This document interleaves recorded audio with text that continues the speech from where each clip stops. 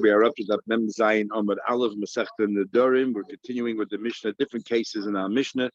And the next case in our Mishnah was where somebody says to his friend, I will not enter your house. I will not enter your house.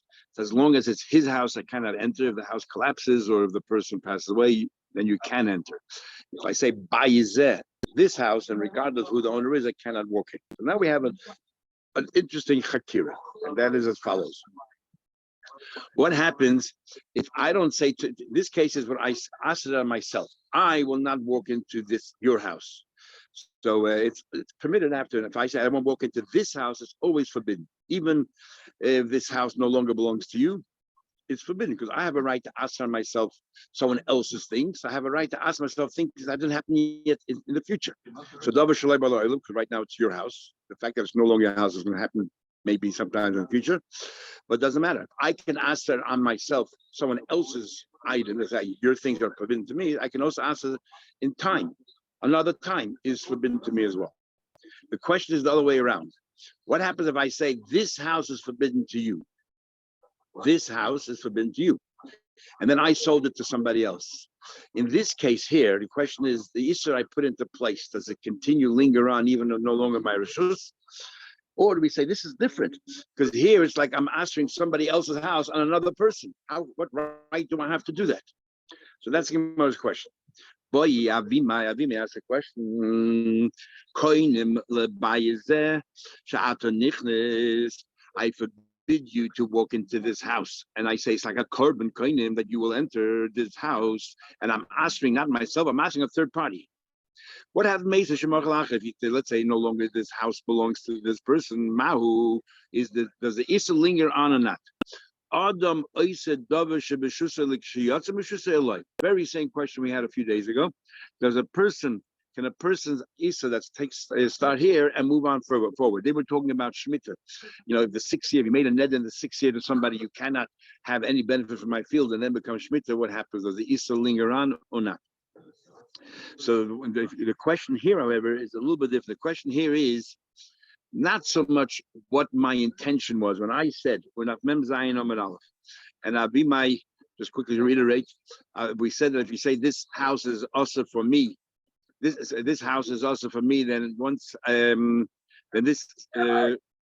this house is always also, whether it's today or whether it's tomorrow. But if you say that what do you call it?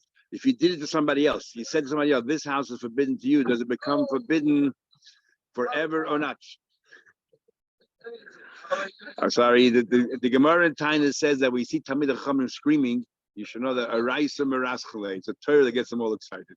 You just heard it for yourself. How the Torah excited these scholars here. Anyhow, getting back to learning here. So I say that this house is forbidden to you. If this house is forbidden to you, what happens this house if I'm no longer the owner? Can I still have the right to forbid you or not? Do we look at the intent? My intent definitely was to continue that Issa forevermore. I don't want you to see you in this house. Or it's not a question of intent, a question of legally, do I have the capacity to go ahead and ask this house when it's no longer mine on a third party? Tashma coming here. We learned before as well.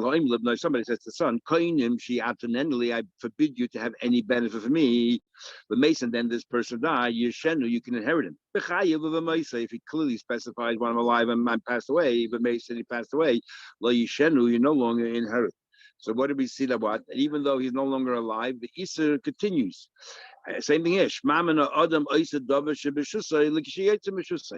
In our case over here, we're not worried about the intent. We know for sure he wants it to. The question is legally. So we see clearly from here, legally, here we know the intent because he clearly specified today and tomorrow, I want you not to have any share in my inheritance. And the thing is that even after the person dies, he cannot have a share in inheritance.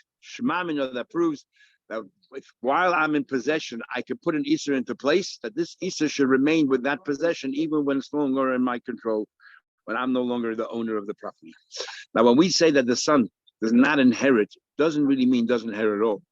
Because as the Ram brings, the Mishnah says and elsewhere, that he then turns around and he calls in his brothers and he says, look, I have this property that I cannot inherit, you guys take it. Now he sort of has a tovas hana from that. He has a benefit because the brother that he'll give it to, obviously, will have a certain liking to him, and he benefits. So what happens? So he does have some rights still there. So the Ran says it doesn't mean that he actually gives it away. It means that he walks away and he says it's hefker. Because this is a God-given right. Inheritance is a God-given right. So he gives it up and he says it's hefker, and then the brothers take it on their own. He's not actually giving it to anyone. Then we continue Tanhasa. We learned in a Mishnah later on. We'll continue a few more searching questions. We learned later on as follows. If a person says, we have a concept called chalipin and gidulein. Chalipin is if, let's say, chametz and Pesach, you're not allowed to have any hana from it. But if you're not allowed to take that chametz and swap it for something else. You have all this whiskey left behind, I'll swap it for something else. You're not allowed to do that. But if you did, which you shouldn't have, but you did, or someone else came along and did it, then that chalipin, that exchange, is really mutter b'hana. Because the only time we say that the item you swap for it, the Isser gets transferred with it as well, is only by Avodah Zorah and by Shmita. Shmita have a special pasuk that the Isser continues on with all the swaps, and the same thing is with Avodah Zorah. So and Gidulin is if you take something to us, so you plant it in the ground and then it comes out. So the Mishnah says as follows: if I say to myself, I will not eat these fruits that to me they're like hegdish. Or they're forbidden to my mouth. Or lipi. Different expressions saying the same thing. Also not only can't you eat this item itself, but if you swapped it for other fruits, you're not allowed to have it. Even though the other fruits are dover shalom, just like I can access someone else's items on me. There's a weakness there. It's not mine.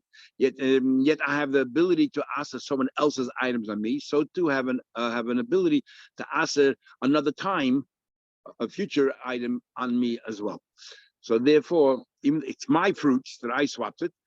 I shouldn't have, I did. But those fruits continue to be Isa because that's what my intention was, that the Isa should continue, and therefore it's Asa. There's one weakness here, but they're both Asa. We see from this approach that a dover shaloi bala olam and a dover she'ein b'shusay is exactly the same thing. Whether it's space or time, Zman and Makam are really it's dependent on each other. So we say just like it's outside of my place, it's someone else's, I can asa. So too, it's outside of my time zone. It's shaloi bala olam, I can asa. And this is very relevant to Tzasin and other things, where regarding a dover, if the two are really linked together, the idea of eina b'shusay and dover shaloi bala olam. But here in the Gemara Nedarim, it's clear we link the two together. I can't remember if they bring the Gemara Nedarim in their discussions there or not. But anyway. Sell someone the property, you have to tell them that you have. It doesn't impact them at all. If I say a third person can have enough, I can't stop a third person from having enough. If I say a third person cannot have enough on the property, it doesn't impact this person at all. What if he wants to invite that person to the house? You're talking about if I said buy is there? If I said buy is there? It goes on, right? Yeah, it goes on. So if I say you can't have any enough of my property, I sell it to Ruben, and he wants to invite you over. Actually, interesting question. So it doesn't say anywhere that you have to reveal it, but it's an interesting question because it doesn't really directly relate to the property. It's like true, but it's not directly impacting the property. It's interesting question. Big problems. People want to buy out from the master. Yeah, interesting. Yeah, interesting question. Yeah, interesting. I don't know. So, if a person says these fruits are forbidden to me, then it's forbidden. Also, this exchange anything that grows, if you plant it in the ground and new things grow out, it's forbidden because gedulain is just an extension, a continuation of what you originally had. Chilupin, in a way, is more remote. The relationship is more remote to the original fruits that you banned than if you plant in the ground and something new comes out. Because whatever you plant comes out is directly from it. Chilupain is a totally different thing, just that it came in value in a swap for it. So Ram has a fascinating question. What happens? He said, I forbid these. I place an iser on these vegetables or fruits for that towards that person. Okay, which I have the right to do that. It's my fruits. What about in this case? Here you have 2 points of weaknesses. First of all, it's another party altogether, but I have the right to do that. And it's not even the original fruit, it's another chilupain. What would it then be? And the question really is, Why achula pay and asa? For myself, if I say that these fruits are forbidden, then if I swap it, that's still forbidden. Is it because that was my intent? Is it a question of intent? Is it a question of intent? And therefore, we would say the same thing here is when I want to ban that person, I don't like the person, obviously, then my intent is I don't have any benefit for me or my fruits. And obviously, if it's swapped, I don't want to have any benefit from that either. Is that the word intent, or is it a legal question? And that is that legally for myself, because I'm in control of my fruits, so the swap is forbidden. But when it comes to another party, since it's like if it's a swap, it's like I'm saying someone else's fruit should be forbidden to another party. Can I legally can I do that? So the question is it a legal problem or is it an intent problem? Me, we say God may delay by himself. Since I have the capacity to ask a third party's fruits on myself, so even though I have a weakness, I can do that. So otherwise, so too I can have if there's a weakness, not in time, not in space, but in time, I can ban that as well. When it comes to my friend, I cannot answer someone else's fruits on my friend. In other words, if it's in space, if it's not within my possession, I can't. Neither can I answer something if in time it's not in my possession, because they're linked. So therefore, if it's a legal question, then I can't do that. Or Dilma, or is the word mission the chilufin, or is the word that chilufin is just like Gidul, it's an extension of the original item. This is the original item because you took the original item, swapped it for this. It's the original continuation of the original item, and therefore it's forbidden or not. What's the difference? So when it comes to Gedulin, we don't have a question regarding that other person's forbidden, because Gedulin definitely is the original, just coming in a different form, but it's original. So do we view Chilupin as well as the original, because it came from the original, it's swapped for the original, it took its place, it's a substitute? Do we say it's a continuation of the original? And therefore, it should be the same thing as Gedulin? That's the question. Coming here, we learned a man says to his wife, I forbid you to have any benefit from me. I don't want you to have any benefit from me whatsoever. But she has to eat, and the husband has a shibud to supply his wife. So we learned a while ago in the end of Ksubas, if the husband goes overseas and people feed her. So we had an argument whether they can go to the husband and collect. The Chachamim said that they cannot collect because of Mavrei Chari.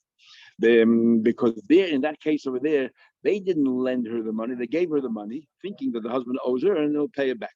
And no, the husband has obligation, but you never lent it directly to the husband. He doesn't owe you anything. But over there, we learned if she borrowed the money, then she booted the Rav Nosson. The husband owes her; she owes that person. Then the husband has to pay.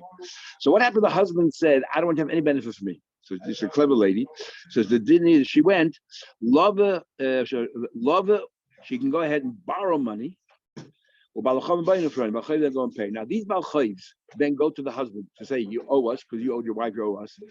The money that they're taking now from the husband is a swap for the money or the food, whatever it is that he was going to give the wife. It's a chalipin, and he asked it on his wife, and yet it says that they can get paid. So we see clearly from here that chalipin is not us, because she was smart. She took money. The money was an exchange from these people. She swapped the money from these people for the food that she was going to get from her husband, and yet they're entitled to collect.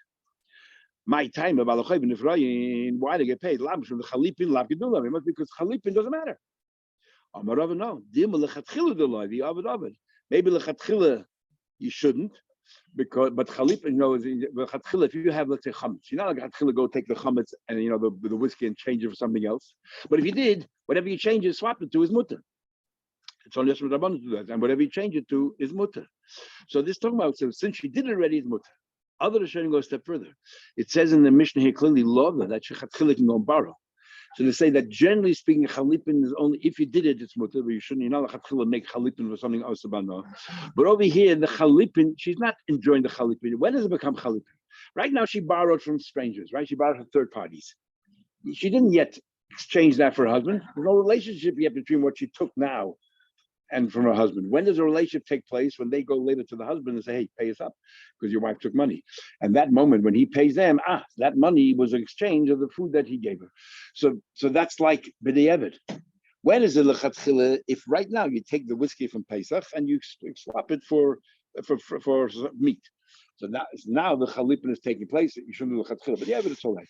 Here the chalipin hasn't taken place at this. When she's borrowing the money, there's no chalipin yet. When does the chalipin take place? When the husband then pays them off. So he's swapping the money for the food. That happened after the event, and therefore the chatchila she can go and borrow. Okay, I'll resolve your question. The first 3 years, the fruit, the produce you know, I'll eat, nor can you have any benefit. If you give that to a woman, you say, you are Mekudesh to me with the fruits of the first 3 years, it's also about Noah, and therefore, what did you give her? It has no value, she's not Mekudesh. What at Machram? You sold it. The Kiddush B'dmein, let's say you sold it, and with that money, which is called the Chalipin, and the Chatchila, you shouldn't do that, but if you did, the Chalipin is permitted, in Harem Vedeshes. And if you did it, it's all right. So we see that the chalipin the chatchila is mutter. Says more again. The ovid of it. It doesn't say that you're not allowed chatchila go ahead and take the oil and change it for money and give it to her. It's talking about if you already changed it, or somebody else did it for you, or you did it yourself and you shouldn't have. That's some rabbanon. But that thing is now what do you call it? You're allowed to have enough from it, and therefore you gave it to her. She is mekudesh. Mishnah. He says to somebody, I am forbidden to you like a chedim, which we had in the very first mission. These one of the expressions. Hamudar us that obviously, I mean, there's no chiddush involved. If I say that everything in my property is like chedim to you, forbidden to you, then you obviously cannot benefit from it. If I say that you are on me a chedim, hanoider us. If I say that you are also to me like chedim, sorry, but I'm not gonna have any benefit from you whatsoever, then I know you're also, then obviously I cannot have benefit. I will not have a benefit from you, which I can do. And I can say also, you should not have benefit from me. They're both us. So what's the chiddush in the Mishnah? I mean, it's all obvious, we learned Tulah. The chiddush is the next part. But not everything is us. There are certain things that we are all partners in. There are certain things that we're not really partners, even though we'll have a right to it. There's rights and there's ownership. And that is, for example, things that were for the international, for the entire world. Then everyone has a right to it, but not ownership. It's like hefker, which no one has, belongs to everybody, belongs to no one. But even belongs to everybody, it's only rights. And therefore, you can use it even though I asked you to have any benefit from my share, it doesn't matter. But what they are forbidden is things that belong to the community is forbidden because everyone has a share in it, and when it comes to matters of money, there's no bittul, there's no nullification, and therefore you're going to have hana from that thing. You're having hana from my share as well. For example, the Eizer Davish Loi Baba, what's considered the thing from early Baba, you go in Harabais, entering the base of Mikdash, the Hazaras, and the Azara. The Azara is the halach is the Azara is treated like a Rosh Hashanah. It's for everybody. So there's a famous debate. The Aram talks about Riches, whether Rosh Hashanah belongs to nobody, belongs to everybody. It has impact regarding a sukkah and a Rosh Hashanah, and so on. And Azara, with Chanukah about Safik Tumah, we know there's a Safik Tumah Rosh Hashanah is Torah, and Azara is Rosh Hashanah. So why is it even a problem? And so on and so forth. When do we say Azor is Yerushalayim? But right now we're saying that Azor is considered public property, not even the locals of Yerushalayim, it's the entire world. So no one has a real share in it. Everyone has a right to it, let's say, and therefore, just because I asked you how, no, you still allowed to walk into the Azor, you still allowed to walk into Harabais. The Haboyer Shemem Tzadderech, they used to have boys traveling from Oile Bubble to Eretz when they travel, so they have what to drink. Those boys belong to everybody. Even though in Marbella we had over there a whole thing that we made an Issa to each other, you're allowed to take the water out because of Yesh Breira. But that's because even the Rabbanan agree it's all right because you took the water out. It's no longer part of the bar. So we'll say Yesh Breira that this is not yours. But here we're talking about everything stands the way it is. I'm still there, you're still there. Okay, so you're allowed to. But the age of the when you say in the city now, you go to Chava, the main streets, or America is a bathhouse, or basically the shul. We are all contributors to the shul. We are all owners. Everyone's a part owner of the shul. The only people who have the rights in the shul are Zion to here. And but everyone's a part owner. So if I make a neder that is also, it's like a shul of shutfin. And according to the Rabbanan, this Mishnah follows the Rabbanan. Even though we just said before the Allah Bezim Yaakov, this Mishnah follows the Rabbanan. That if we are all partners and we ask, you cannot say, oh, each one's walking into their own share. We say that you are benefiting from the other person's share, and ain't brave and it's forbidden. Or we can say the Gemara had a havim in before that everybody agrees to yesh brera, but the Rabbanon penalize these partners for ushering each other. When it comes to shul, what do you call? We still penalize you, and therefore it's us. So basic Knesset hateva. What exactly is a teva? Is a machlek is a shonim. The answer to the teva is the bima, where you put the sefer Torah on, or and others the shonim say it's the Aron Kodesh, where you put the things the sefer Torah in. The same machlek is in our tiniest. Then the hasfarim and either sefer Torah or sfarim to learn in. No, these are all public property, but everyone donated it, so everyone is an owner. So there's a communal shared ownership here. So you're not allowed to go in. If I ask them, no, neither of you can go in, or we ask each other, no, but neither of us can walk into the shul, neither of us can learn Torah. Then it says here an odd thing: if you decided to give over your share to the nasi, what does that mean? The Gemara will explain it. Rabbi Yehuda says, "Echad kaisiv l'nasi, echad." It doesn't make it if you give it over to the nasi, give it over to another person. What does that mean exactly? Ma bein kais, we'll see the monument. Ma bein kaisiv l'nasi l'kaisiv the head. What's the difference then if you write it over to a nasi? That my share of the shul should be given over to a nasi, or my share of the shul should be given over to another person. Shakais l'nasi ain't totally chais. A nasi does not have to make a kinyan because of the covet of the nasi. They made a special takana that everything belongs to the nasi. L'hedyet totally chais, but a hedyet has to actually do something to acquire your share, and by doing this, the other person can walk in the shul because I no longer have a share in the shul because I've given it over to the committee or given it over to the nasi. There's no advantage to give it to the nasi. Everyone has to go ahead and make some kind of form of acquisition. So why does the Mishnah mention nasi? Because that was the most common thing. Why the most common thing? So the Rishonim say an interesting thing. People have bad tempers, and every time they had a fight, the first thing they did was, I don't have any benefit from me. But Nasim seems to never get angry. They never made the Nedarim, either because it's unedifying for a Nasi to go ahead against an individual make the Nedarim, or because if to be a Nasi, you have thick skin and you put up with people's criticisms and you don't get angry, you don't lash out like that. Rabbi Yehuda says, "Ain't anshigil tzich," but the people in northern Israel don't have to write and give to a Nasi. The ancestors already wrote everything belongs to the leaders, not to us. Why would they have done that? Very interesting. We'll see in a minute. Says the Gemara, "Amay mitzvah." First of all, what do you mean? Right now we understand the Mishnah. If you give it over to Nasi, it's all bunched together. That it's usher, a shul, a beis hamerchetz, and writing to the Nasi. Why should be usher? You gave over your share to the Nasi. I'm going to say this is how you're supposed to understand the Mishnah. Umatakanosan, as if to say, how do you remedy this? If we're in a fight, how do you? There's only one shul in town. How are you going to? What are you supposed to do? The takon is yichtvul chalkel nasi. Hand over your share in the shul to a nasi. If you made a neder, you ask somebody, and then the fact is the guy needs a shul to daven, needs a minyan. So then we tell you, this is what you have to do. You have to give over your share to the nasi. Keep the parentheses for some reason or other. The quote in time mission again. Rabbi Yehuda says, "Ein anshi galil tzichin lischay shekvar kos." What's going on? Rabbi Yehuda says, "Anshi Galil kantoron hayu." The people in Galil had terrible tempers, just like we learn about Basa, the Kainim, all angry people, and they had a very quick temper. The people in northern Israel were real sabras and had really bad tempers. Well, you know, a constantly would go ahead. I don't have any hanov for me, I don't have any hanov for me, and so on. So the ancestors stood up. The Kosru Chilkein and us says, you know what? This can be a big problem in the future. We know it's in the genes. It's not just us. Our children will behave the same way. Anybody who lives in northern Israel will behave the same way. So therefore, we are going to transfer all of our ownerships to the Zion, to the Ir, or to the Nasim, the leaders. And therefore, if we ask for each other, it doesn't affect the communal buildings, the shuls, the schools, basic chorus, and everything else. Okay, we'll stop here.